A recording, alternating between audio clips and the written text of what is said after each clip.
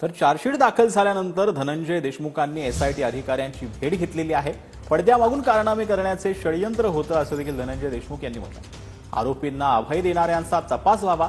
दरम्यान धनंजय मुंडेंच्या राजीनाम्यापूर्वी पंकजा मुंडेंनी प्रतिक्रिया द्यायला हवी होती असं देखील धनंजय देशमुख यांनी म्हटलं।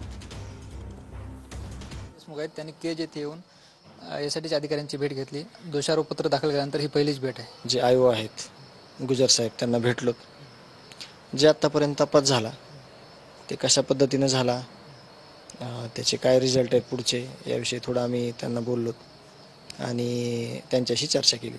यात सातत्याने तुमची मागणी आहे की 6 आरोपी करा, अनेक नाव तुम्ही घेतलेत, भविष्यात 6 आरोपीची संख्या वाढू शकते का?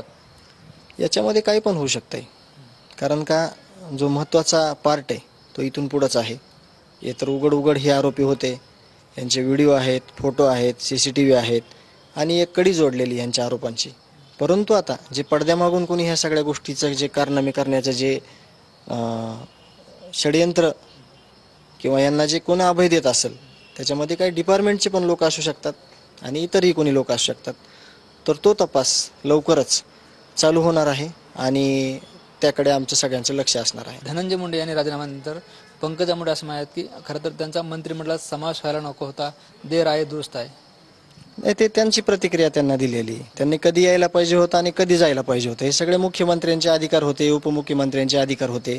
परंतु ह्यांनी प्रतिक्रिया आज दिली, ती अगोदर कधी दिली असती तर मग त्याने त्यांचा विचार केला असता। त्यांनी ते राजीनामा झाल्यानंतरची प्रतिक्रिया आहे, त्याच्यामुळे मला त्याच्यावर काही जास्त बोलायचं नाही। कॅमेरा पर्सन आप्पासाहेब मोरकर सह ज्ञानेश्वर लोंढे, TVN मराठी, केज, बीड।